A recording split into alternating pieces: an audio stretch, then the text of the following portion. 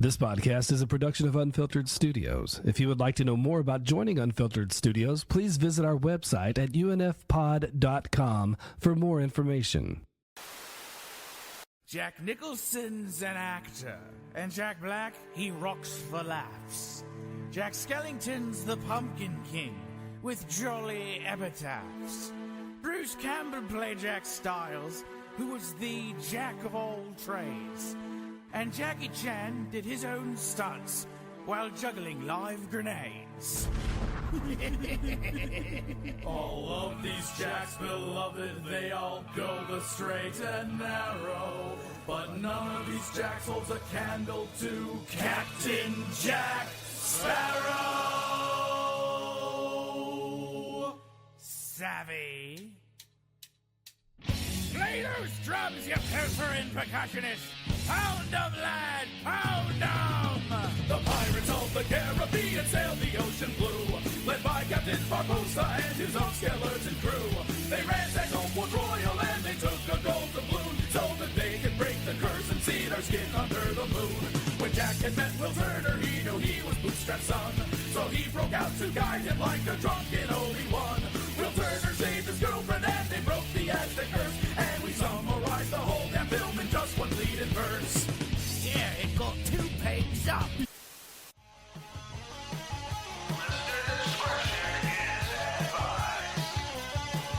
It's a jacked up review show.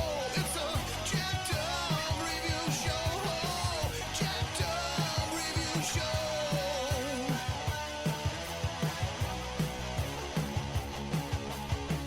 It's a jacked up review show.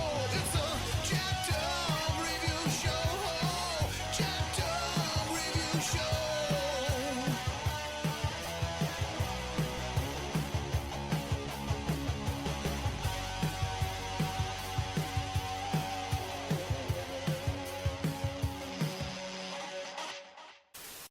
It's been a minute, but the ultimate anime connoisseur and collector is back. How the hell have you been? Same shit, different month. Yeah, Trooper. yeah. Yesterday my therapist actually discharged me. What? Yeah. You don't got issues, man. Yeah, she discharged me because I missed one fucking appointment. I'm like, okay. I was like, I was planning on leaving this month anyway, but I'll be okay. nah, fuck it. So we're doing our usual thing where basically we do multiple episodes in just one giant sit down. So I figured we'd start off with talking about the Adventure Send-Up series that tackles on action and fantasy elements. That is Pirates of the Caribbean. Not the porno. No, not the Evan Stone porno. That they did 2 of. I do love the tie-in with that, though. That's the funniest part about that shit. Well, I mean, their marketing was very figured out. The fact that people fell for it again and again, and it's like, how stupid can you guys be? None of those people on the title are actual actors. Come on. Didn't they use the same ship? I don't know about the Photoshop job, but like, I think even they though used the same ship to film on or something. oh wow, I wouldn't know, but Something about that, I forget. if they did, good on them. Mm-hmm.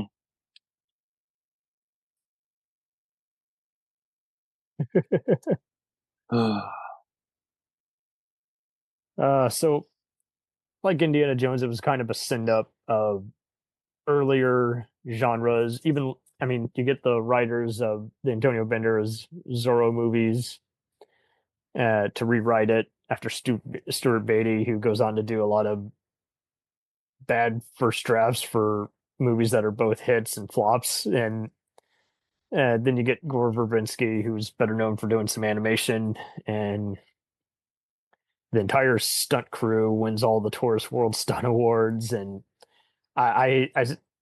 people forget, like, when it came out, like, it was not, it took a while to warm up. and we were just the blockbuster crowd. We watch it, everybody's loving it because 1 minute you're laughing, 1 minute you're blown away by a dynamite stunt, and even though the bad guys are, ghosts, they're not Yeah. too creepy. But yeah, it was a big deal. It was like, oh my God, it's the first PG-13, under the Disney label, and no one cared. But I'll never forget, a lot of magazines and newspapers were giving it C minuses. They were not crazy. Yeah. It just took a while to catch on, and next thing just for watching it nonstop, it holds up on every viewing, and I'm just like, see, that this movie is just dynamite. Like, even if I mean, Zoe Saldana was one of the pirate friends before anyone knew who she was. Yeah, that's right. She had done center stage TV guest spots, but this is before she goes on to the next level and is in every other blockbuster movie and TV show. Yeah, she paid for her kids' college fund quick. Oh, I would hope. But I would see plenty of other supporting actors. I mean, I remember my mother blew up. She's like, "Oh my God, that's so yeah." It follows the adventures of Jack Sparrow, the rascally pirate, and then straight man Will, and then his love affair Elizabeth, and it's just so funny. We would be like, okay, so the British are kind of the opposing force, and they're pretty inept, and this introduces me to Jack Davenport, who's again the authority figure. But I'm just like, hey, Elizabeth's dad, that's Jonathan freaking Price. Yeah. So for those who don't know, he was on the British Who's Line. He's done a bunch of great voiceovers. He's been in various period dramas, but it's just so funny. Everyone would always go back to it. Yeah, he was in Terry Gilliam's Brazil. Yeah, he was a James Bond villain. Oh yeah, just like, Yeah, I remember Brazil. Good grief. it's a cool movie. I haven't watched that in a long time, and then I covered Labyrinth, the ultimate visual history earlier. And I was like, man, I don't remember shit about this, but the dancing scene. Right, there you go.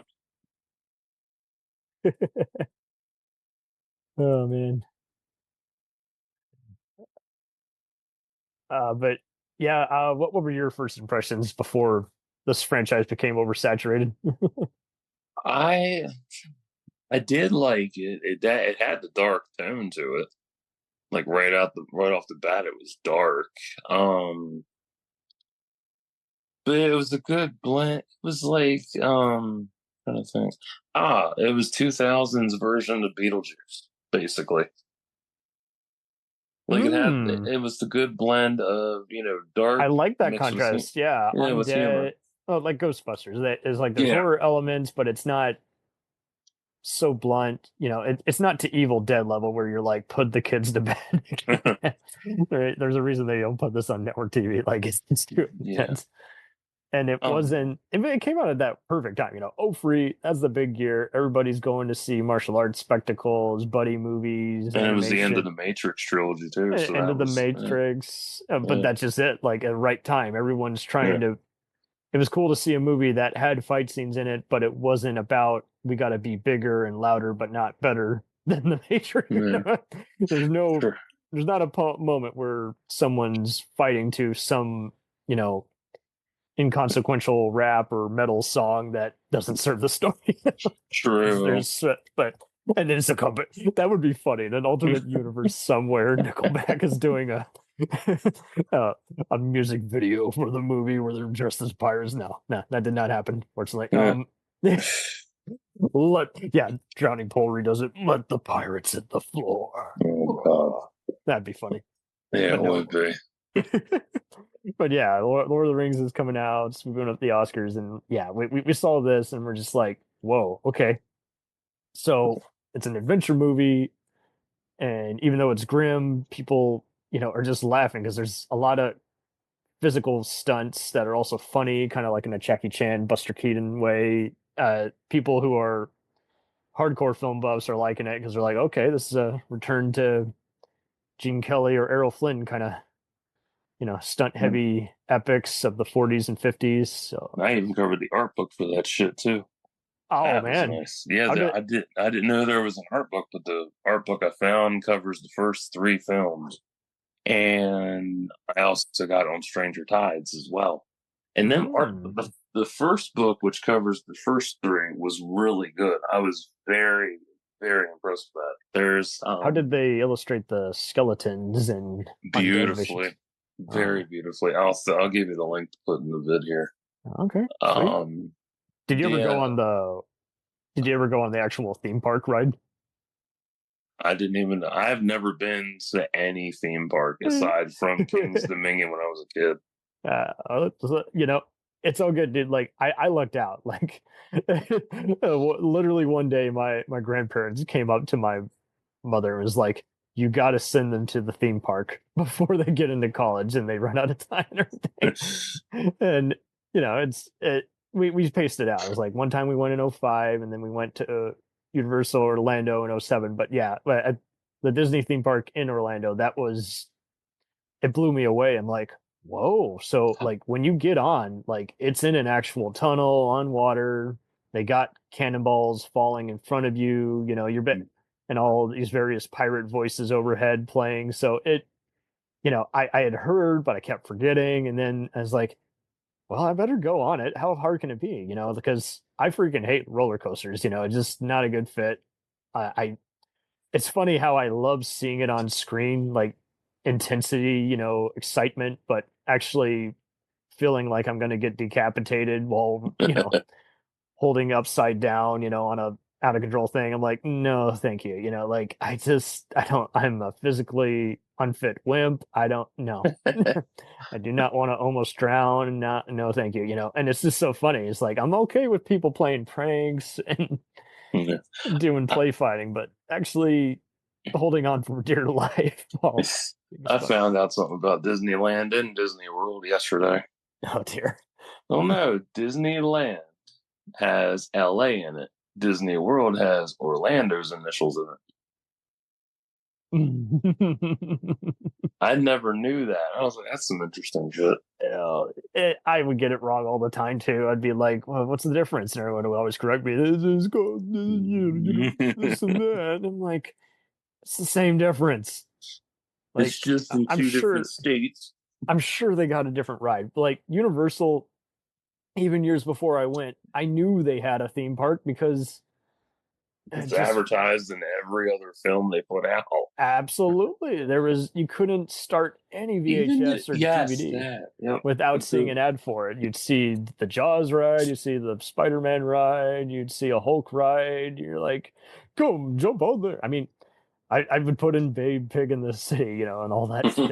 Just like without, and there's a Mummy and Fast and Furious ride. It's like, I do think, don't get me wrong, I think Universal was way better, but Disney was a good starting off point, just to go to the different gift shops, walk around. Now I know they've changed it up, like the different cafes to have various characters dressed up as that. So, I mean, I know people who still, even podcasters who do it on the annual, like it is their go-to. Is like we're taking the kids, we're going, and some of them they live there, so. Right. What other big place are they going to go to? That's literally their sports stadium event. I'm going to go to Walmart instead. Okay.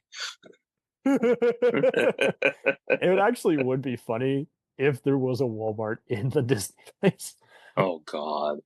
There was a brief trend where I did see some people dressing up as Jack Sparrow for Halloween.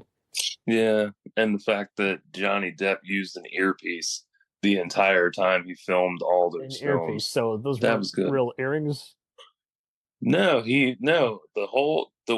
hair was a wig, the hat was a wig. He wore an earpiece underneath the dreads so he could have somebody feed him his lines and he could accentuate what he was being told. Well, and fortunately, the movie is just so much bigger than this. So without taking a side on this, I think everyone can still watch this without letting real life legal incidents wreck it. Unlike other movies where you're like, oh, fuck. What legal incidents? Oh, him and the Amber Heard.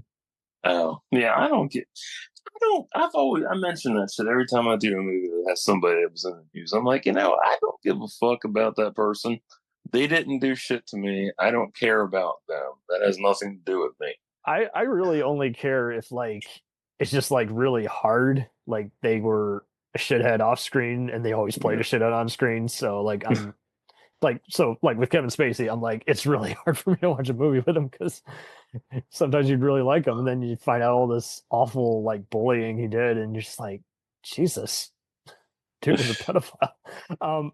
There's other ones where it's like, okay, they're a rock star, so they're doing something politically incorrect, obviously, and then there's others where it's just like, that's okay. It's it's okay. Bill Murray, he's done enough comedy, for instance, and he's past his prime, so who cares? No. I don't have to watch anything he's in ever again. I'm surprised he's made it this far being an asshole, but whatever.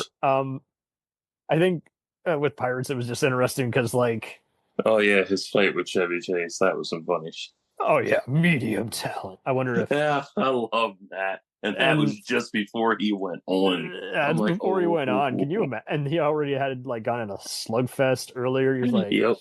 Jeez. So I need to watch that episode to see his demeanor change. Look, I saw that shit when I was at the gym yesterday. Because all we have to watch at the gym, and this is why I hate TV at the gym. All they have is ESPN, Fox News, and CNN.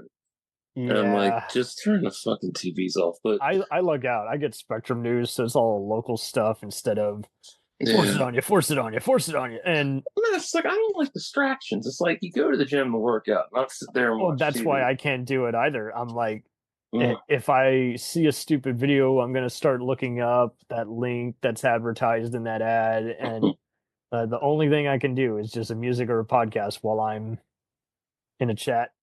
Well, like me, I put my phone on airplane mode and leave it there while I work out. I check my stuff intermittently, but that's it. But you are wise. I know. Somebody actually mentioned that. No, you should put your phone in airplane mode. You'll feel so much better. I'm like, you're right. Zero ways out. Pirates of the Caribbean is kind of the perfect airplane movie. Yeah. Because when you see it enough, you know the scene and everything, and maybe the plane will crash into water. Oh, there you go. We crash in the ocean. We get swept into Davy Jones's locker. I don't know. But I'm sitting there and I'm watching ESPN offhandedly. And yeah, sometimes I'll see different things okay, cool. And then this one interview popped up and one of the lead anchors on there is a bald black woman, completely bald. Very pretty. And the guy that came on, he had that people, you're supposed to hide your shocked expressions and shit. I don't think this dude has never seen a black woman, much less a bald black woman, because man, his expression was just like, holy shit. He's clearly eyeing her and morbidly curious about her instead of, yes, what do you think? And he had so much fucking Botox done to his jawline, like, Jesus Christ, dude. Who you trying to be? Chin Man? Oh my God. Crimson Chin. That's who I was thinking of. It's Crimson Chin. Yeah, the Crimson Chin. That's what he looked like. I was like, ugh. But it was just so funny. I'm like, this motherfucker's trying to keep a straight expression on his face and cannot while he's going through his rhetoric. And she's just sitting there calm, cool, and collected. I'm like, wow. She might be muttering to the director after the fact, the producer after the fact, can you get this guy to play ball? And one of the anchors on there is named Field Yates. And I'm like, yeah, I'm like, who the fuck? I'm reading that name like, he looks like he was going to be named Matt, and then his dad or his mom or who the hell ever in their drunken stupor thought to name him Field instead. And I'm thinking, I feel bad for the woman that's going to moan Field when he blows his wad inside her. What woman in their right mind is going to think, oh, Field, give it to me, Field? No. That's like saying Dan or Brad some shit. It's not much of a name. Yeah. It's not even entertaining. It's not. It doesn't roll off your tongue in a sexy manner. It's like field. Eat me, field. Eat me. Oh my word. Anyway. I never got the Johnny Depp the sex appeal either, but I would see some good cosplayers who did really good Jack Sparrows. Like they dressed up, they had the face, and then they did. I do hate that. Apparently, when he joined up, there was a lot of homophobes on the set of the Disney production. You say Jack Sparrow's gay. I'm like, why does everyone think the earring thing is automatically makes you gay? And again, nothing wrong with being gay, but it's just amazing. It's like he was getting all kinds of assholes. Just, wow. This was definitely this was definitely the first thing I saw Keira Knightley in that wasn't Star Wars, because that was the other funny thing. Everyone's like, yeah, we saw her in Star Wars, and that was 3 years before, right? No, so, 4. Yeah, but 4. But same difference. Like people are getting her mixed up with Natalie Portman. Is like, well, that's the thing. She plays the doppelganger who protects the queen. So stand in for the queen. And Orlando Bloom, I was already cool with it as Legolas. I wasn't to the point of, oh my god, he sucks. And that was kind of the smart thing. Franchise jumping though, and back to back working as well. Because it's going from I think he is to wherever the hell they were working. I'm sure he had a great agent. I mean, he took some time off in between these movies. He didn't have to work. He was just like, okay. Yeah. And it was just one of those where he was just getting he was just looking at just all the different career opportunities. I mean, he jumps on Troy the following year, and I see other people going, "Oh, that's all he can do." I'm like, he's making use of it, and then he's doing all these other comedies. Lately, when he came back, he was doing some revenge action movies. I'm just like, I'm cool with it. He wasn't Brad Pitt in Troy. Yes, he was Achilles. Oh, right. There's a story with that. Him and Orlando actually traded real blows with the swords they had. Oh, and shit. They had to pay or it might have been Alexander. No, you're right. It was Troy, because Alexander was Colin Farrell, and right. They actually paid was it $7,000 or was it $700 for each blow they hit on each other, because they wanted to make it as realistic as possible. Oh my word. And they actually cut each other with the swords. What? Yeah, they did. They actually hit each other with the swords. There were no stunts in that. It was just them with the swords, and they actually paid out of pocket for it. Yeah. And then I found out today with Roadhouse, the stunts they did in that film were all real too. There were no stunt doubles. That was everybody really fighting. I was like, damn. Time to go back and rewatch Roadhouse. Because Sam was interviewed about that. And he said that he got knocked the hell around so much. Jesus. I can't imagine. That's funny as shit, though. I mean, can you imagine? Yeah. I mean, wanting to be, authentic to the story. That's cool as shit. It's awesome. Sure. I mean, and paying out of pocket for it. Fuck it. It's almost like under the table gambling money. Exactly, because they talked to the director about it. The director's like, all right, you're going to pay this much then. Yeah, it's a shame that was like the last big thing Wolfgang Peterson did. After all those spectacles, like Air Force One, Outbreak. And oh, wow. Air Force One. Nothing spells over the top movie without Air Force One. In the Line of Fire, Enemy Mine, Never Ending Story. And yeah, that's like his last movie, and makes all the money, gets critically bashed by critics. See, I was a big Greek mythology guy, so I was always like, oh, this is fun. And that was one of the first, I guess, divisive blockbusters I went to. I just saw so many just being like, I fucking hate this. I'm like, but you paid to see it opening day. What changed? You like stuff like Gladiator and Spartacus, but what? I'd see so many people saying, "Yeah, it's just dull." And I mean, it's even funny seeing uh Richard Rupert and Roger Ebert's review. They're both just like heavily disagreeing on the movie, acting like Ebert's like it's been done before, and meanwhile Rupert's like, I thought it's actually that works in my favor. It's I like those kinds of movies, so therefore I think other people will like this as well. And it's just funny just seeing just people go back and forth. It's but yeah, I mean, I definitely think those movies back to back were just like outside of lightsabers. I mean, prior to that, you had other stuff like Blade, and again, Yeah. I mentioned Zorro earlier, but like you had sword and sandal epics here and there, but it wasn't constant. I mean, even Matrix Reloaded has a brief sword fight, but it's not integral to the whole 90 minutes the movie goes on. So I think with these kinds of movies is like, okay, now I do want to see stuff like this in the theater because it is a spectacle. And don't get me wrong, I was warming up to some of it. And I think one mistake they made with the first sequel was by doing they started doing the Empire Strikes Back Matrix Reloaded thing where with the whole to be continued, dun dun dun, at the end. I'm like, you fuckers, you really gonna do that? I know Jack hasn't been eaten by the damn Kraken, but come on, like you're just gonna end it there. It was one of those. No one remembers the movie, but everyone remembers all the stunts where he's on the giant wheel while he's fighting. Yeah, that was funny. And then part three, I saw so many people falling asleep at it, and it's like, well, it's slow, but I just find it impossible to fall asleep during a movie, even if I'm bored. I almost nodded off. When was this? I don't know.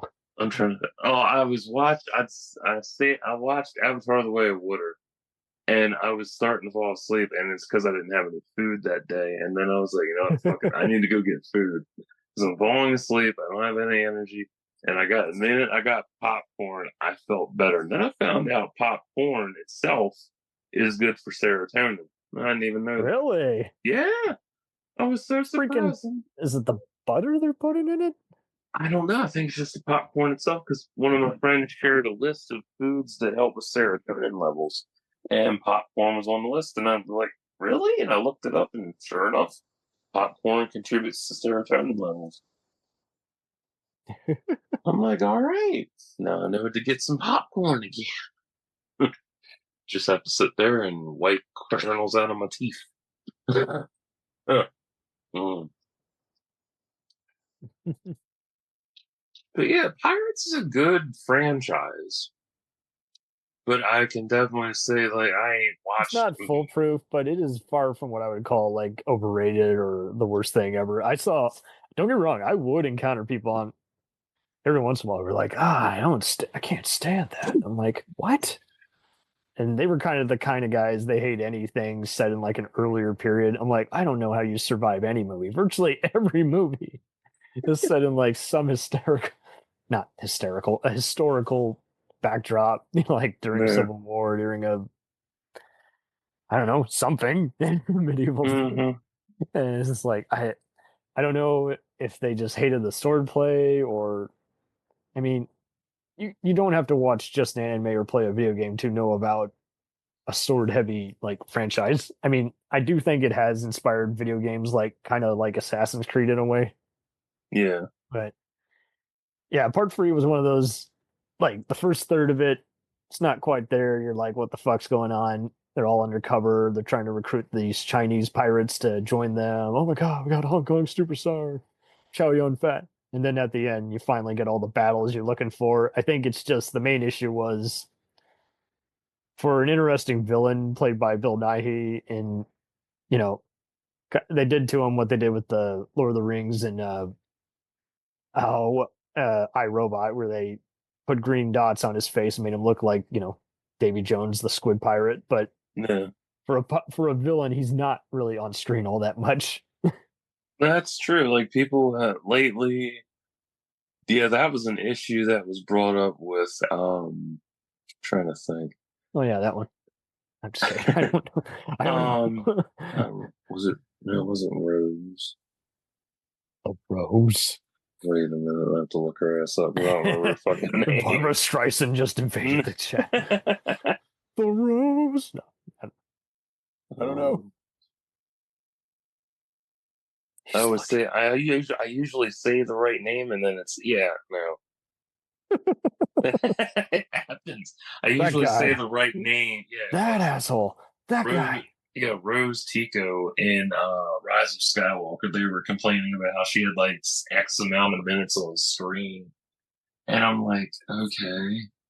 And I'm like, go back and look at other shit where people only had X amount of minutes on screen. Well, that's the problem with Star Wars. Is like, people have to really actually better explain themselves. It's like, okay, you could say, if you really wanted to, you could say many of these characters are flat, but you got to be more descriptive than that, since there's so many who are popular but only have a few seconds of screen time.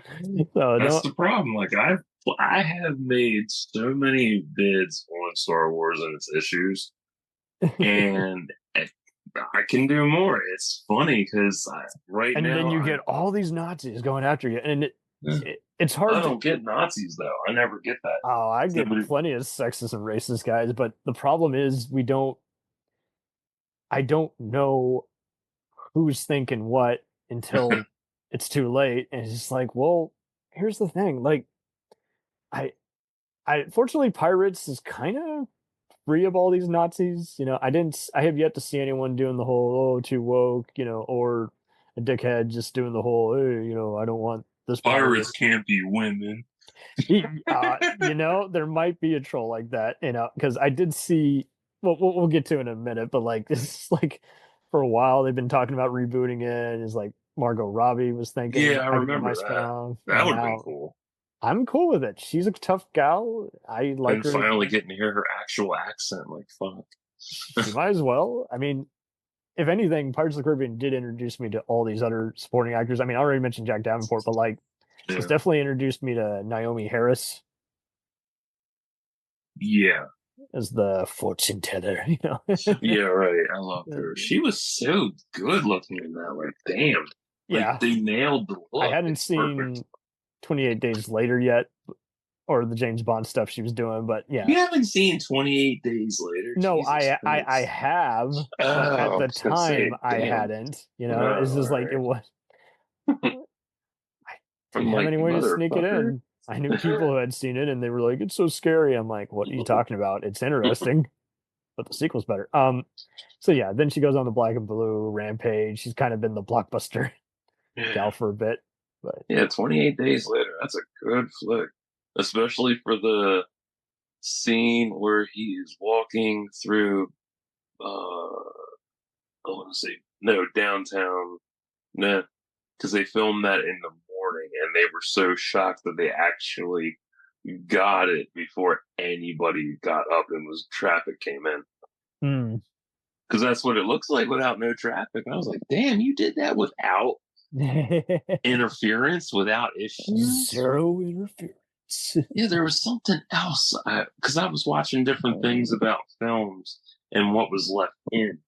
And one of them was a backup in an intersection, and they left it in the film, and it's real people actually pissed off because they're filming the scene. They're like, we need to get to work. Yeah, seriously, that was some funny shit. That's wild. Yeah, it's amazing what gets left in. Like, there was a car accident in the X-Files that was left in. I was like, that was a real accident? Are you serious? That really happened? Turn the camera on. So was this the first thing you saw in Naomi Harris, or had you seen other stuff like After the Sunset? That was probably the first thing I saw her in. Like, I watched so many films from the 2000s. That whole decade, I still have to untangle. It is a lot. There was a lot that came out. A lot of manipulative stuff, a lot of different marketing campaigns where people are talking about, like, there's so many times where the trailer was bigger than the movie, and it took years for you to ask someone, It's like, okay, don't bore me. Did you like it or not? My Yeah, God, exactly. we're talking about the movie. The movie, not Yeah, the movie. the was other great. thing you want it to be that it wasn't. That's it's irrelevant. Did you see the trailer? No, but I saw the movie. Yeah, and the one argument I absolutely hate out of everybody on, there was no marketing for this at all. I didn't What? see anything. And it's for every movie that comes out. Every time. There's I like, didn't there's see no it. marketing, there's no trailers, there's I no never heard posters. of it.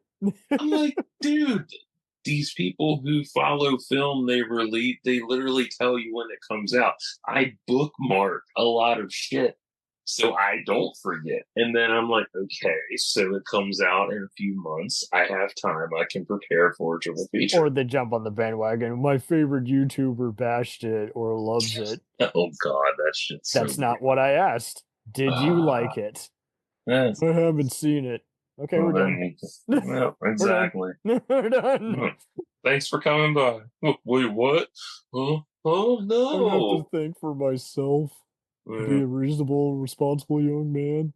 I mean, Dumbass those are people. kind of the same guys who they go to college and then they think I don't have to learn anymore. It's like, no, you always gotta learn.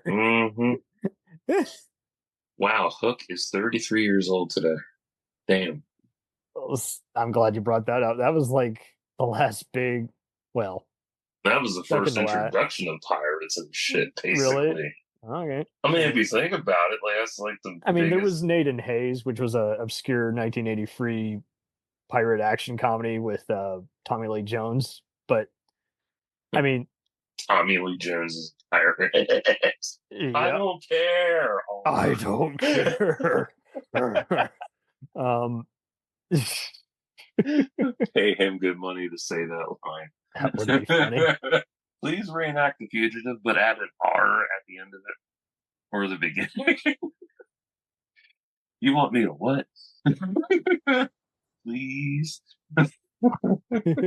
We have a pirate hat for you to wear and a plastic toy sword to wield too. Jesus Christ, fuck it. Motherfucker. This is what was missing is we needed some R-rated language. Yeah, I mean that would be. I don't know. I'm the type that I don't really need a lot of swearing. Hey Oreo, fuck that. I know, right? I'm just Look. kidding. But Like, I know what you mean. I see so many people, they will make a word out. I mean, but you brought up good arguments in the past on movies do need to be rated a certain way because you'll see so Yeah. many, they're like, studios, Like- oh, we want more people. It's got to be PG-13. I'm like, fuck that. it shouldn't. I mean, but then there was so much contradicting stuff. You'd see people trying to sneak into a PG movie with some traumatic material in it, you know, or it was religious, therefore, oh, we only want certain groups to go to it. And same thing with R-rated movies. They were like, hey, let's see how many we can sneak in before, unless it's something that no one with any sanity is, going to take their kid through it. Like the gold standard for R rating is Terminator 2. It has all the action. It has a great story. I couldn't believe that Deadpool had grossed more. I'm like, what? There's barely any language in that at all. Yeah, it's And only here and there. It's just infrequent. And it's Partial nudity, so- but it's not sexual, and it's not. It's barely like vulgar in any manner at all, and it's a People real. called it violent, but I never saw anyone call it a gratuitous. Or it's even in its original movie gratuitous, Yeah, like no, not because at all. it served the story. It's like Yeah, it's frightening because it's so scary and it's so lifelike. Like even the music. If you play it isolated at night, dude, you're gonna get very paranoid and start looking out your window. Or when you're driving at night, you're like that chilling music. Yeah, like that's the gold standard for R-rated films that every director should try to outdo. That's the standard because it's so simplistic and there's no need for flashiness, flamboyance. It's just, you have your story, You have your action. I'm glad you brought up flamboyance. I think that's the other problem too. We were seeing so many blockbusters do it bad, so then Yeah. it did get to that point where it's like what are you doing? For real, like you think about like the last big blockbuster of 2003 was Return of the King, and people could argue it's flamboyant because it just blows everything out. Mm-hmm. Or you could even argue, Or they that were it's- jealous because Yeah. my movie didn't make as much as theirs. Well, it's like look at look what came out each month and what was projected to be the winner, and then that film flopped because two other films dominated. It's a rigged release game every time. That's a good point because like then Huh. you had the imitators, the copycats. Like I saw the original Golden Compass movie. It doesn't feel like a complete movie, but it's nowhere near the worst of all time.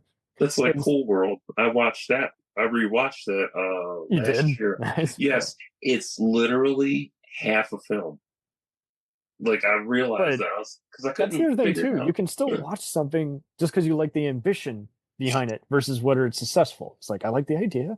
Yeah, Cool World's a great flick. It's just it's missing the beginning of the film.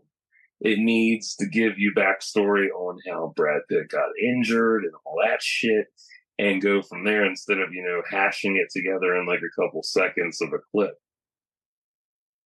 Gotcha. I mean, The rest of it, amazing. I love that shit because it continues Who Framed Roger Rabbit's legacy and shit. I wish they would do another fucking film like that. Then you'd have your trilogy of that. And like we have Roger Rabbit, we have Cool World, and then we have a third one. That's I just mean, perfect. Space Jam was kind of Oh, my yeah. go-to growing There up, we go. but it was that There's same kind of deal. It's like they're gonna face off. It's on a network TV, and it took me years to realize who are the other. Like there was plenty of other voiceovers, three. Yeah. but it wasn't that they were bad or forgettable. It's like they served the movie well enough. I wasn't looking for who voiced them after the credits. Oh, I just recently got into StarCraft. I was watching The video game. Yeah, I'd seen the big trailers and I was like, "Oh, this is so good! I want to play it." Fucking RTS, and that turned me off from it forever. And then because I don't do RTS games, I don't like them. Then I subscribed Those to who don't game. know, real-time strategy is what he Yeah. means. Yeah, Sorry, just had to fill it in. I know some people know the term.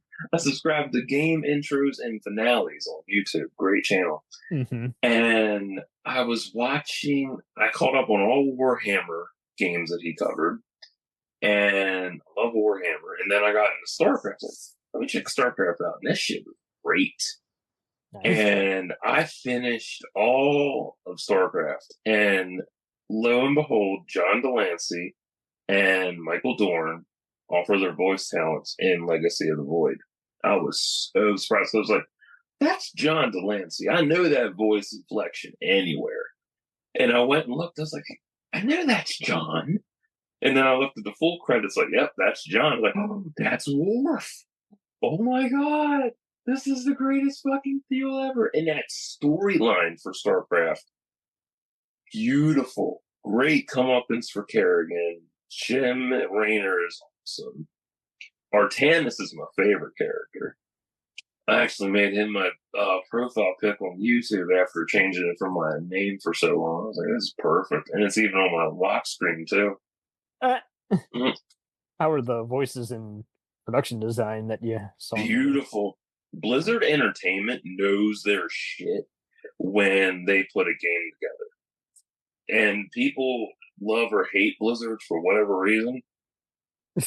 There's a lot of haters out there. But that's for the other different- problem too. Like it takes when I will even ask the simplest question, why do you not like this thing? They will go on a ramble. I'm like, not what I asked.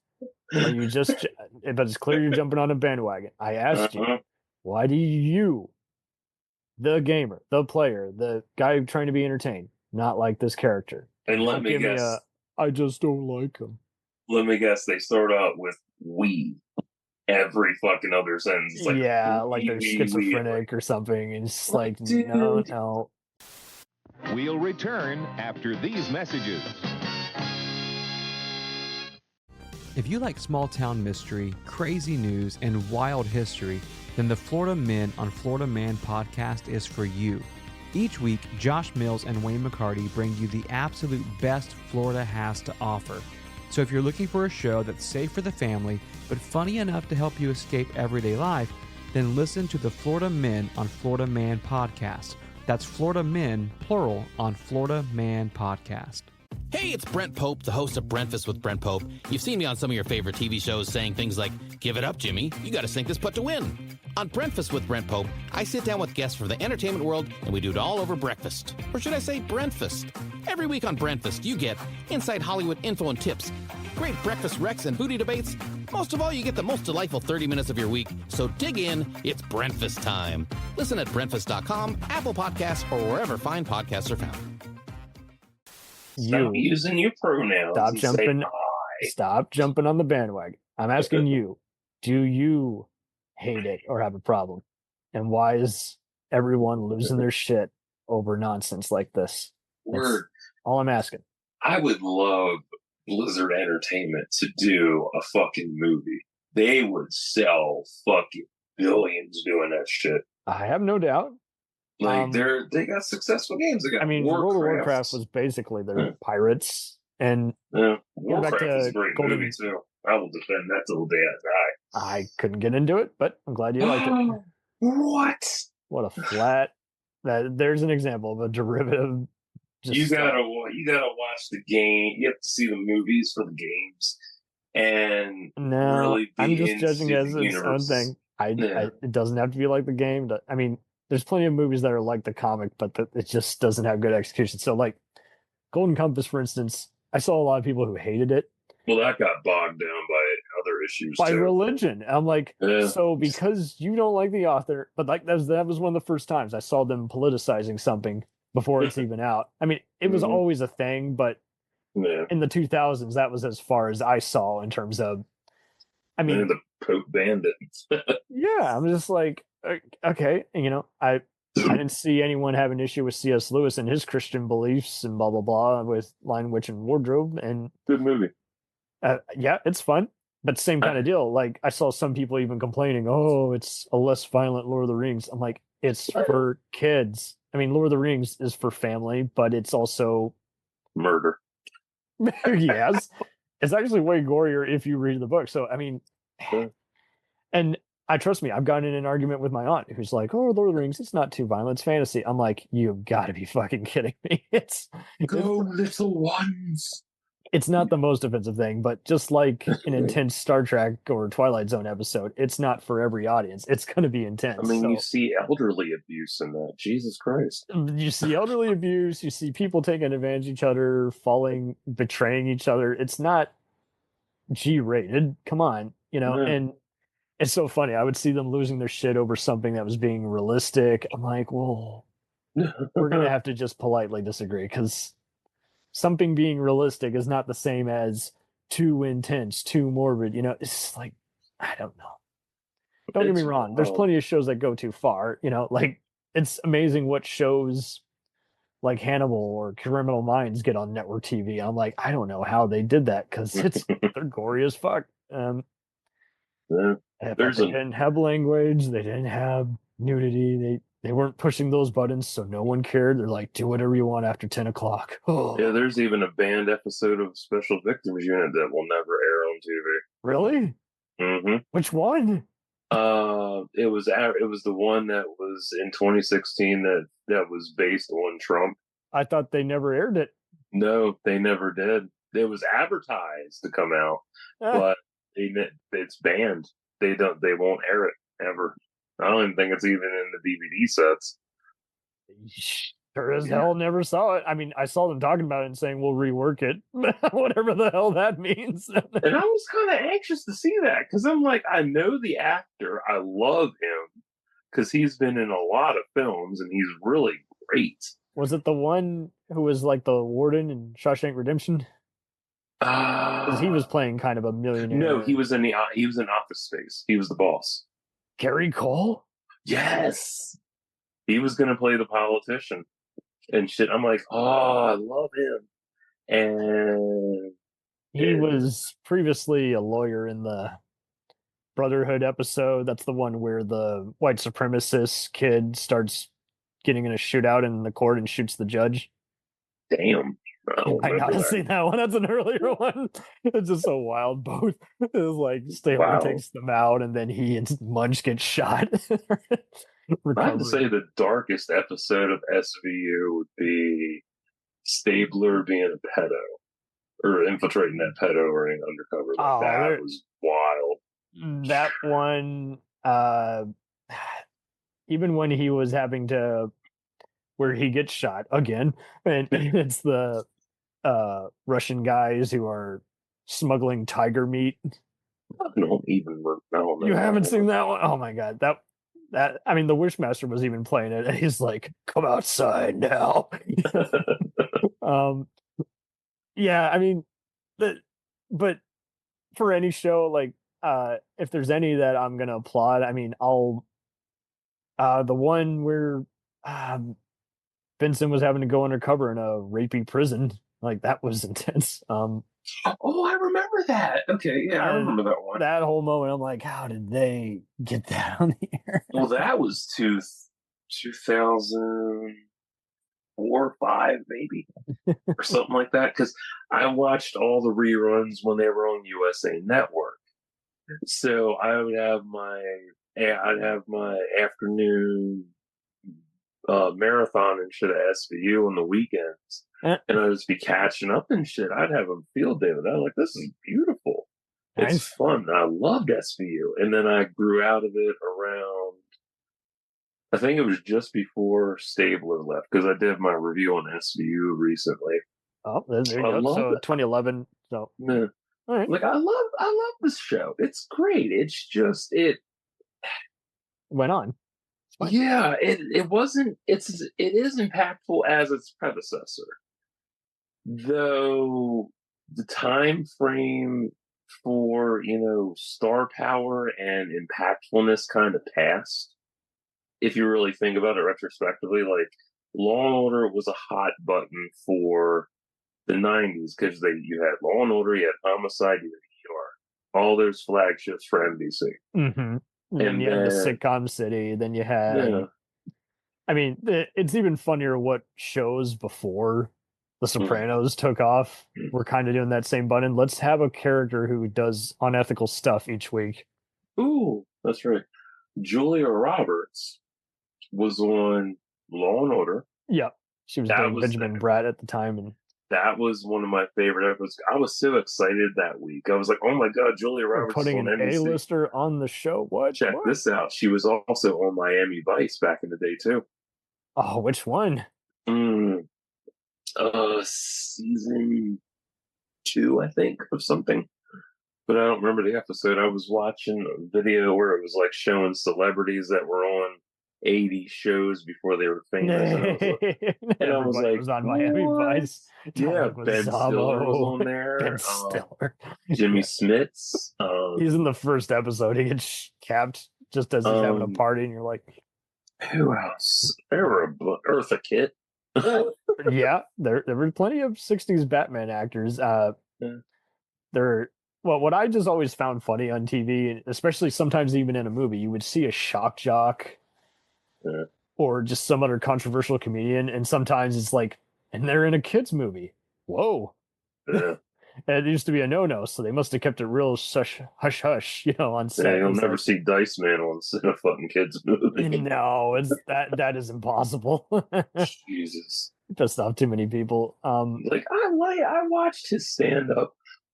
I watched one of his stand-ups, and it was funny at first, and then after a while, I was like, that's all you got. I think that's the other thing too, is like we see people complaining about political correctness, and it's like, don't get me wrong, sometimes no one really knows what they are and are not getting offended by. Mm-hmm. But after a while, there were other times where it's just like, okay, but we're judging the comedian. Are they witty? Are they funny? Like Dice Man's a one-hit wonder because all he did was the cigarette shit, and then he smoked like a chimney. Yes, he did smoke like a chimney. Jesus Christ! Like, And I see he- other people who will get offended if I mention they're smoking. I'm like, well, then you need to get over your own insecurity. Because I'm trying to fucking breathe over here and I can't fucking breathe because you're smoking. nah. Like, I'm not bothered by Dave Chappelle smoking. Like, that's what he does.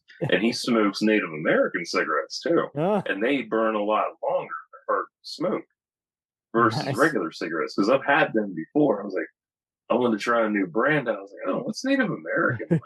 So I light that shit. I try to take a drag. I'm like, fuck, this thing don't want to burn. Don't you like though how we got the new phase now?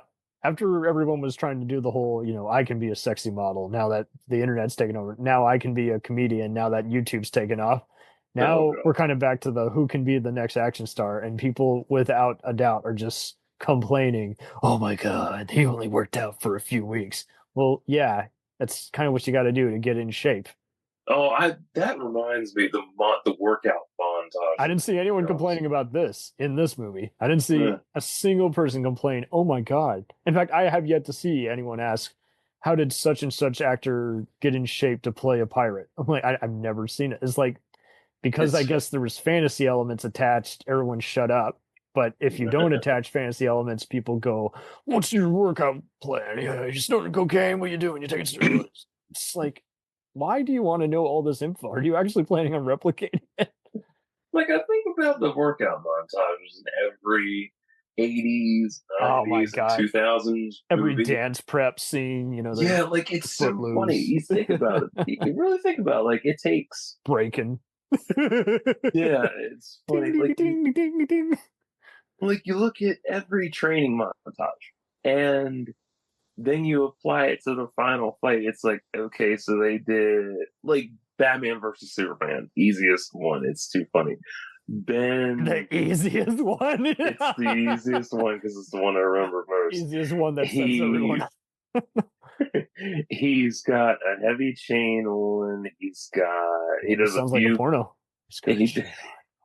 He does a few pull-ups.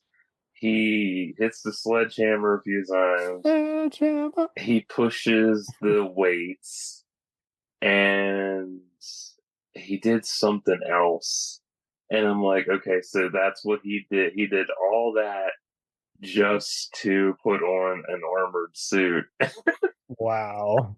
It's really funny. So it's I mean- like step number 1. Yeah, for real. It's like that's the prep that he And by the needed. way, there's 10 other mazes you gotta go through. Yeah, for real. It's so funny. We'll worry about your lines and your beard later. But the best training montage, the best one, is Rocky 4. Easily. Oh my god. Yeah, where he's in the snow, Yes, like getting you over his see him mentors, really succumbing to running and death. shit. Meanwhile, Dolph Lundgren's getting all, cheering and getting all. It's funny because it's a night and day deal. You see, how Sorry. you see how real athletes train, and you see how they really train. But you also see how the trainers handle their prized possession versus an underdog. Yeah, I mean, And how ripped both of them were at that time. I was amazed. And then the story about how Sly and Brigitte were going through a divorce because she was dating Dolph at the time. I thought it was he later found her. The story I was told was that she was seeing her Beverly Hills Cop 2 director Tony Scott, Yeah. and that got back to him, and that's why he started creating a few characters and ex-wives in movies named Bridget. Oh, wow. Stallone is a very petty when it comes to accepting an apology. I still can't believe how pretty she was back then. He was a go-to. I was amazed. Like, wow, she was really pretty. Red Sonja. I still gotta watch that shit. And then I found out Conan's a Marvel film. I'm like, oh, Right? boy. Yeah. It was Marvel at the time. When we did our Marvel chat, everyone was not believing me. I'm like, I'm telling you, they reprinted it and added new stuff. Mm-hmm. Yeah, because I'm paying attention to this shit. I'm like, it's a Marvel film now. I'm like, no, it's not. I'm like, yeah, it is. Go look at what time it came out and look at the comic adaptation for it. It's a Marvel film. The one film, actually, the one interaction I want to see is Miles Morales and the Meteor Man, because they exist in the same universe. Miles actually fought the Golden Lords from the Meteor Man, and they're in the same neighborhood. And I'm like, when the fuck is he going to meet Meteor Man? Like, that would be one of the best fucking introductions. That'd be the There's best still meetup. time. I know, it'd be funny as hell because Robert Townsend is so gifted. I love him. And it would just be so cool to see that on screen animated in that style of Spider-Verse. Like, that'd be perfect.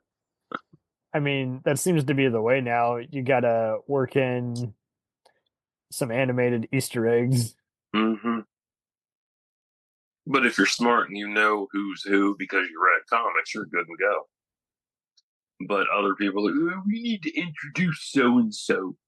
And I look and I hear that in my head now and then when I look at an encyclopedia You're for like, a comic. stop invading my thoughts. Yes, it's like when I look at the characters that they mention, I'm like, that's not gonna work. They're gonna dumb them down. A perfect example, and we can cover this after it comes out. Captain America: Brave New World. Oh my god! Like the first red I flag. just don't care. I'm just like, I know. It's what are like you gonna do that you haven't already done? I mean, you pretty much told Falcon's story last I checked. So what else are you gonna add? I mean, and I'm sorry, adding Robert Downey as Doctor Doom just because, oh well, technically they did that in the storyline. I'm like, I'm sure they did, but like, oh, it's not even original. I'm talking about the movie. I'm sure that in a comic it's fine because guess what? It's on the page of a comic. I'm talking about the movie, different format. Same thing with anything. Like what would work as a TV show or a video game isn't going to necessarily work as a movie. That's true. Some of them don't pan out the way they're supposed to. Everyone is like, "You're a cranky old man." I'm like, I probably am, but I'm not watching it. I don't give a fuck. And it's just so funny to see all this back and forth.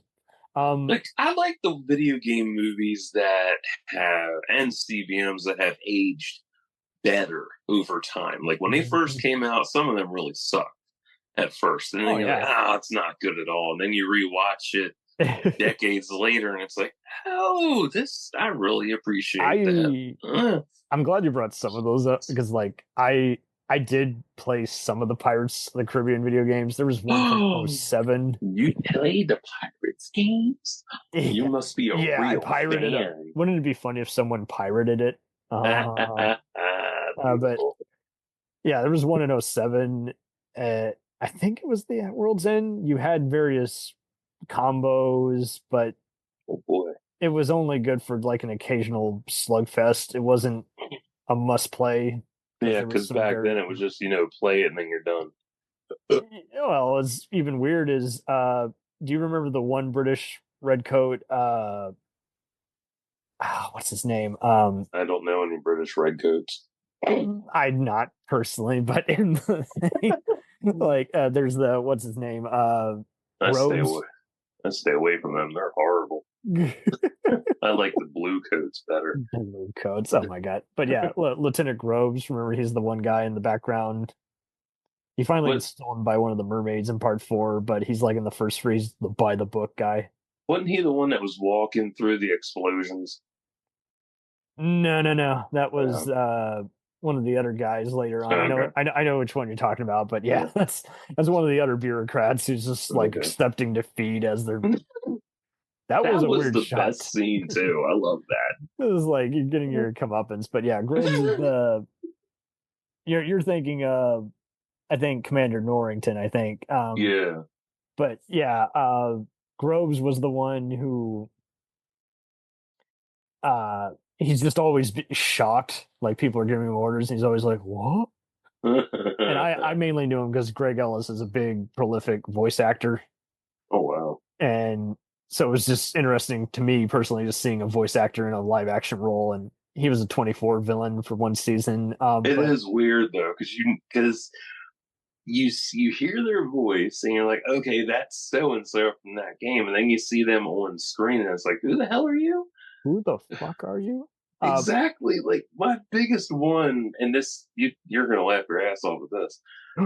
I watched I'm gonna laugh my ass DC off. League of Super Pets, the movie, and With The Rock and Kevin Hart. yes, and I'm hearing Crypto's voice, and I'm like, I don't know who that is. And I'm sitting there trying to think. I was like, is that Chris Evans? Like, it sounds like Chris Evans, but it's not. It's not. And Chris then I waited for the credits, and it's like, that was The Rock? Wow. And I'm like, wow, I did not recognize his voice. And it's so weird because his voice is so iconic. And animated, I'm like, I didn't recognize him. Like, it's Chris Evans. I know it's Chris Evans. And I get the credits. And it's like, no, it's The Rock. Like, I want to will it upon everybody. It should be. I liked how they incorporated in part 3 the African pirates. They had Gentleman Jacquard. Yeah. And if you know that actor, Hakeem K. Kazim, he's indirectly made me get into a lot of South African movies. Oh, wow. He's been in everything. Godzilla vs. Kong, 24, The Fourth Kind, Hotel Rwanda, and... Fourth Kind, I remember that. Yeah. I reviewed that. Yeah, that was an interesting comparison movie. Very bizarre Mila Jovovich fantasy movie. I will say this: my favorite characters have got to be Pintel and Rajati. I don't know them. There's the bald guy and the guy who keeps losing his eye.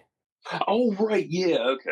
So, yeah, I had seen Lee Ehrenberg as a punk in some movies, and each time, like, I see his face, and I'm always like, where's your eye? Right, your eye. Well, no, I'm talking about the bald guy who's dumb, but he's louder, so he's always slapping someone across the face, like, get out of here. Right. And, okay. But yeah, Mackenzie Crook was the guy who kept losing his eye, and anytime I see him in a British show or an American movie, I'm always like, oh, eye guy. He was the perverted Power Rangers. Go Power Rangers. He was the perverted computer tech guy in that sci-fi show Almost Human with Michael Ealy and Carl Urban. It's all good. But no, I know that show. It's been a minute. Yeah, for real. Like, there's a lot of shit. That was one of the first shows me and my mom kept looking at the listings saying, did you see anything? Is it back? It was before the internet took over everything. And like, I haven't seen anything. I'm hoping. It's fucking dead. The 2 decades that need to be re-examined movie-wise are the 2000s and 2010s. The 2010s you could re-examine because the reason for that is because CBMs dominated the hell of the 2010s. So everything else that was so popular got crushed under that weight. And it's like, CBM, you mean cubic meter? Yeah, cubic meter movies. Measurement of volume. Okay. The cubic meter universe. The cubic universe. Coming this fall from some infamous TV producer. I don't know. Be squared. Get ready, get in, or be squared. Yeah, I don't know. From Vin Diesel. I don't know. Oh, Christ. Anyway, everyone hated part 4. I personally, what was part 4? It wasn't at World's End. It was on Stranger Tides. I'm trying to remember. Wasn't Penelope Cruz in that one? Yes, and Ian McShane was Blackbeard, so that's good casting there. Right, yeah. Dude, Anne is a perfect pirate. He's perfect in anything, even seriously, Deadwood. And he gives 100%, even if it's a movie he does not give a fuck about. Like, you see him on movies and shows he's guest starred on, and he admits after the fact, I didn't know what I was reading, but I tried my best. I'm like, you damn sure did. He should have taken over Michael Madsen's role in Blood Rain. How about just give him a Tarantino role? But I see what you did there. Oh, God, that'd be funny as... Why? Oh, my God. He died. How can you replace the role? Funny as hell, though. Oh. At least he would get more effort. Wishes he had Pirates of the Caribbean in German dollars. There's a game movie you need to watch, and that's Legacy of Kain Soul Reaver 2 Remastered. What the fuck is that? Legacy of... Yeah, Legacy of I see Kain. Soul. Yeah, Soul Reaver. I recently watched that and I was 1990. blown away That because looks they like a very remastered. Yeah, they cyberpunk. remastered 1 and 2, and I watched both of them, and I was like, wow, this is great. The first one, it's all right. It's There's still dynamics. yeah, I wonder, it's a bare bones story, but the did the Tomb sequel, Raider series? Which Tomb Raider game did they do? yeah, but the sequel definitely much deeper than I thought it was going to be. And I Jeez. loved it because it was like it's my kind of storytelling. It's how I write my stories. And I was like, oh, this is good. It had the beats. Yes, it really had the fucking beats and the cliffhanger ending to it. I was like, dude. How many of these they produce? Oh, Oh, why? Thank you. you're welcome.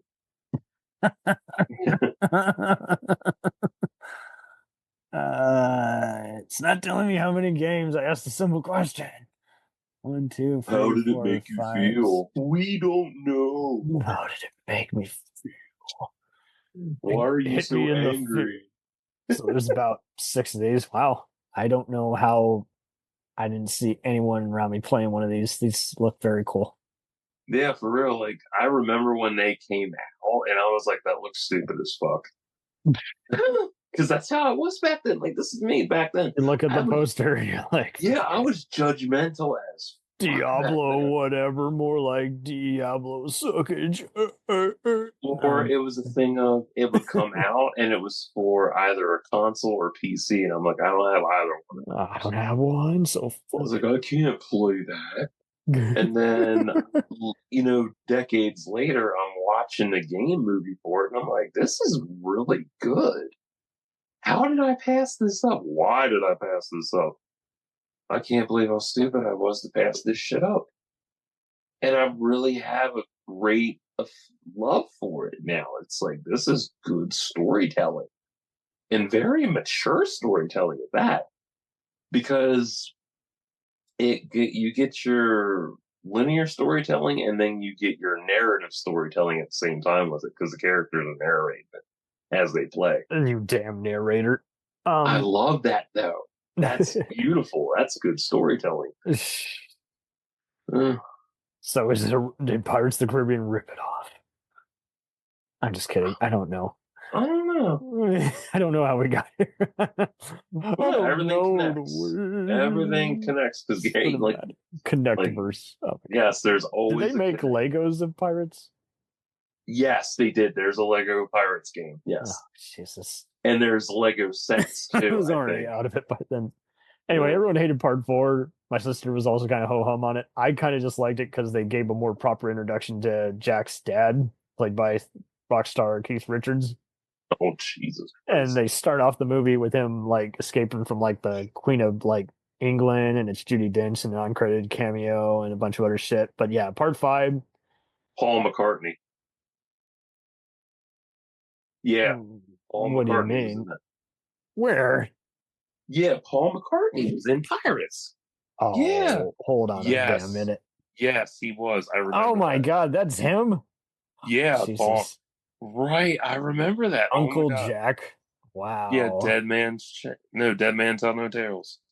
Yeah. Yep. Yeah. So part 5, I tapped out on that. I saw the trailer. I was like, yeah, I remember that because I was like, why is he in that? Javier Bardem, ever since No Country for Old Men and Skyfall, is invading every fucking movie, doing his best Joker impression. Jeff Nathanson from Rush Hour and Kingdom of the Crystal Skull, Men in Black 3. Oh my God. Yeah, no thanks. Yeah, Men in Black 3 can go fuck. Well, actually, no. 3 was okay. 2 was the one that sucked. Yeah, there was some shit in those sequels. I mean, I enjoyed some of them, but I will say Pirates and Men in Black, like the original showed so bright. You were happy for more, and then it always would take you a moment to realize, yeah, this isn't actually very good. Yeah, it's just oversaturation. It's like, stop. And they kept bringing back Barbarossa, and you're like, oh, he has no purpose in this story now. Yeah. Like it was Pretty fun much. when you killed him the first time, then you brought him back because it was an unlikely ally and because magic. But then it's just like you keep going to town, and so like it was a drag. Like I saw it on TNT one night after work, and I'm just like so glad I avoided this in the theater. I mean, it went under so many different titles: Salazar's Revenge or The Revenge of Salazar. I'm Yeah, like, Salazar's Revenge was the original title overseas, and then they changed it. that makeup they put on him. I'm like, what the fuck is this shit? I mean, he does look like a good pirate, though. I don't know, man. I was surprised because they advertised like Paul He's a good McCartney as actor. a pirate. I'm I like, am not putting that down. I'm just like, I don't know. so now we have a Beatle as a pirate. See, yeah, I totally missed Oh, that one. I think the problem he is even did a song for Destiny. he did a song. Yes. Hope for the Future. Well, we need it. Because I listened to that and I'm like, that's horrible. And it's in D1, you can actually play it on the boombox in the tower. I'm like, Wow. yeah, it's like hope for the future. I'm like, really? You got Paul McCartney to do a song for Destiny? Like, Uh, of all the people, like, and I mean, it's decent, I guess, but I would rather have had like something a little more credible for Destiny, given its like atmosphere and shit. it wouldn't hurt. Like, Linkin Park would have been better for Destiny, honestly, or Evanescence for that Bring me to life. matter. Was this the first thing you saw Kevin R. McNally in? He's the first mate of Jack Sparrow, just with the beard. Gibbs just saw me.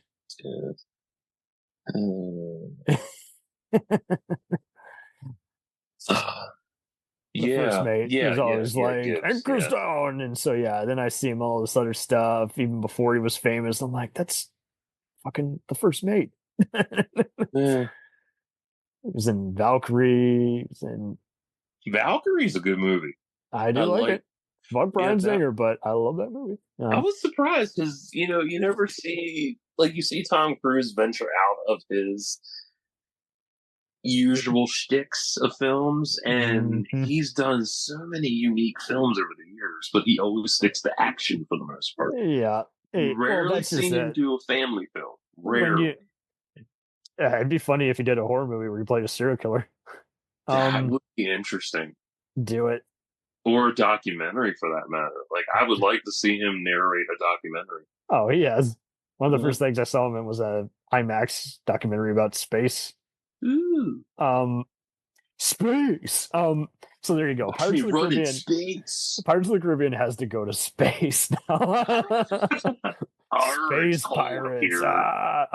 My nipples be cutting glass. Oh well, Joe Schumacher already exited stage right, dude. Who we gonna have for the nipples? Oh, Mr. Freeze in space.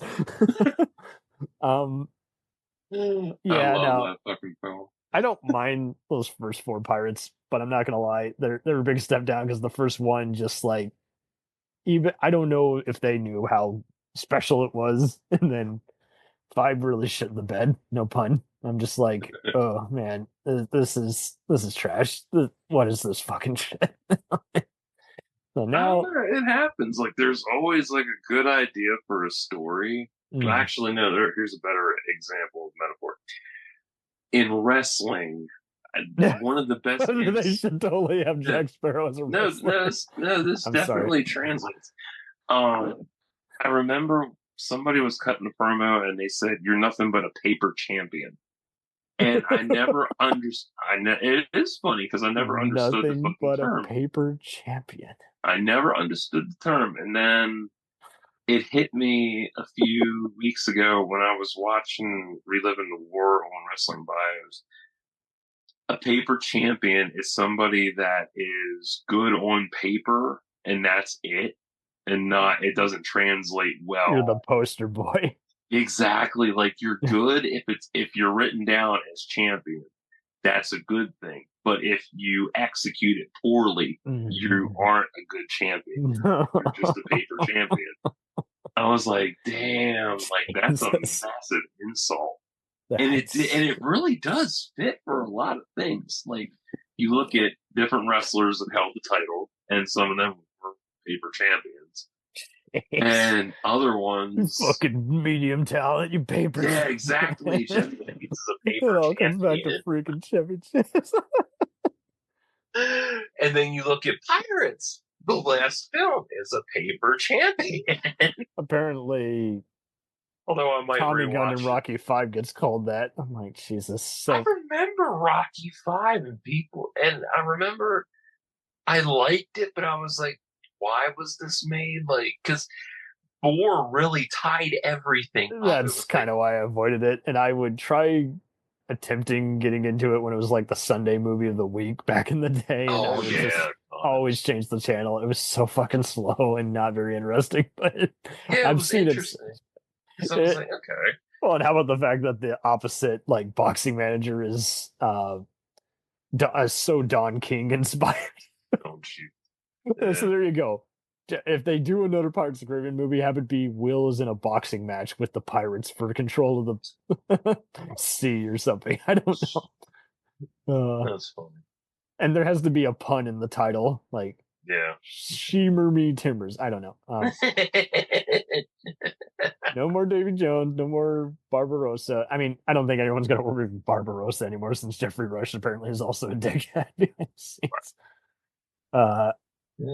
I used to think Will and Elizabeth couldn't hold their own, but I think there's enough magic there. They're just, I mean, people are still talking about this. This is still, yeah, it's a good film. I think it's just the brand, the brand itself, Disney.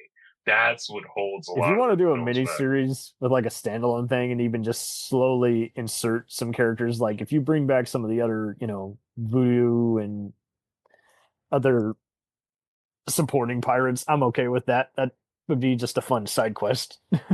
That's true. I mean, like, you can explore a lot. It's a big world. It's not. It really is. Like, it's more than just, ship-to-ship combat and then the comedy and the characters themselves. Like, I mean, you mentioned Matrix earlier. I think that was the same thing. Is like people thought, how ingenious. We're going to film 2 sequels back to back. See what we did there? And this is going to be in Australia. It's going to have all these other international cast members. And people go to it, but reviews are less than stellar, even though they make pots of money. And you're just like, geez. I mean, it was smart filming it back to back. Like, I applaud a lot. They only did the 5th one because it had Australia offered them like a tax incentive. I mean, I love that a lot. Like back then, when they filmed a lot of stuff back to back, like that was smart. It made sense. And I still applaud James Cameron for because, well, like and he earned the right. He made billions upon billions. Yeah. So, like, he spent. I mean, George Lucas did that on the internet. He would have behind the scenes docs before something came out. I mean, they did that with the Hobbit movies. Say what you will about the movies, like them, don't like them. I'm like, at least they did everything you're supposed to do, which is get you hyped up by showing you behind the scenes documentaries. Yeah, like I applaud James for waiting so long to do Avatar and shit. Like, he waited and then he filmed. He retitled it so many times. I'm like, what is this? All the sequels back to back while the kids were still young instead of waiting on them. He doesn't want to be in this industry all the time. I know. Like, he's played the smart game. And I don't know why a lot of directors don't see that. They do and then they don't. Like, the smart game. Or they're so blown away by the movie being good, but they can't. When you actually put them on the spot, why is this good? They're just like, it just is. I'm like, just chill out, take a time out. You want to, when I study a movie, I do actually want to study what's making it work and then break it down for you instead of just, they lucked out or it just was or it was different. I'm like, that doesn't tell anyone anything. Or you look at where people's careers were at that time frame and it's like, you got attached. That's the fun part. I love that. Because Yes. it's always fun tracing people's careers to where they were Mhm. in the beginning to where they are now and to where they were at that point in time. Like at that point in time, most of them weren't doing shit. And Hell then no. they were like, oh yeah, I'm done. I'm retiring. And then I'm they come done. back for like a good role. And then it's like, oh, look, it's a renaissance. And one of the best Yes. comparison renaissance deals was going back to wrestling, Kurt Angle in TNA. Like for Lord him, Angle. Kurt Angle. yeah, he went from like he left WWE, went to TNA, and his career Tips and really took ass. Oh, yeah, it took off I really know. well It's because TNA. he had all these fresh young talent to fuck with, and they really helped him. It really helped propel his move set and really gave him new ways to work around the ring and a six-sided ring. Fuck, I Mhm. love that thing. I miss it. Yes, he has. Yeah. And he did well. He did so well. Like I still love the fact, and people hate this, that he had all the belts at one point. He was the main champ. He was the tag champ, X Division, um, and tag as well. Or I said that. But he had all those belts, and he had to defend them all on the one pay-per-view they had. And I was Oh, like, wow. yeah. I was like, that's a lot of The Pirates fucking is a work. wrestling match. It's echoed by Kurt Angle. Yeah, I but it wish was he had amazing, done some though. action movies because, like, he tried and they were just like really bottom of the barrel, like direct to video shit. Yeah, like I remember when all the wrestlers jumped the video, and then you see which ones really took off because they put in more effort. You know, Rock went with action, Batista decided to go Batista. I deeper. am Batista. Yeah, he went deeper with all his work and actually paid off better. Big Show and Rock were in I'll show you a big show. Jingle All the Way and then Star Trek Voyager. So they ventured into TV and movie. Oh my god, that's China right. was on Third Rock from the Sun. Yes, she was. She was on a Who's Line episode. Yeah, what else was there? Yeah. I think they were all on the Weakest Link too for episode as well, if I'm not mistaken. Like the I'll allow it. original one, the original series, not the revamp. I'll allow it. Um, I don't know. I'll allow it. I think one of them were on Twilight Zone in 2002 or something. Oh wow. I know Edge was on Haven, Mm. and that paid off for him too. I don't know. It's fun seeing what worked and what didn't work. And I remember Jericho did an interview, and he thought that he tried to do a movie, and he thought he was going to work it out easy because, you know, he had all this. We know everything, man. Yeah, basically, like he was a know-it-all, and he thought he could make it easy that way. But he learned no. Hollywood is different from wrestling. I'm like, yeah, that's right. because he was stuck in his character. And the thing that I learned recently is that about main character syndrome. And that's where it's like, you know, you are the spotlight, everybody else is supporting cast. You have massive self entitlement to shit and whatnot. And you see it a lot, and it's so wild. Yes. But then you have the actors and actresses that are so humble about roles and shit, and they don't really they respect it for what they did. Some of them are ungrateful. Some of them will denounce the fucking film, while others will be like, yeah, if I hadn't gotten this role, I wouldn't be where I'm at today. If I hadn't met with so-and-so, I wouldn't be where I'm at. And it's amazing. I love that. Like, some of them are really, they might hate the film, but they love the opportunity. They hated the opportunity, but they love the film. For now. They got along with the cast and whatnot. There's also Sarah Jessica Parker's story with Footloose, which is so relevant, and I love that story so much. Look it up, guys. Yeah, because I told you about that. when she got done with Footloose, she thought everybody would stick together because she was only 18 at the time.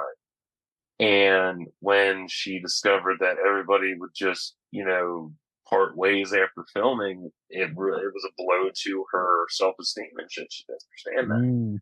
And she gave her number out to everybody on set, and only a few people kept in touch.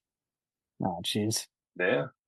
Chris Penn was one of those that kept in touch, and they were good friends for a long time. That gives me some hope for the human race. Yeah, it's wild. Like, you never think about that. And it's nice seeing behind the scenes shit like that and learning, how the industry was back then versus now. And it's still the same. It's just there's a lot more depth to it. Yeah, it's good. And it makes you wonder, what was behind the scenes with Pirates and whatnot. Did everybody get along well, or did they hate each other? It seemed like everyone got along. It's just Depp on that last one was just like late to set every day, drunk, didn't know his lines. They had to film around it. So I think that's what really fucked it up.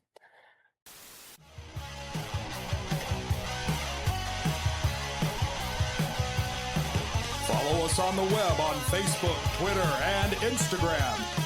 The podcast is available on Podbean, Spotify, iHeartRadio, Anchor, Apple, and anywhere else podcasts are available. Feel free to review our show and leave comments on any of those sites. Thanks a million for listening. It's a jacked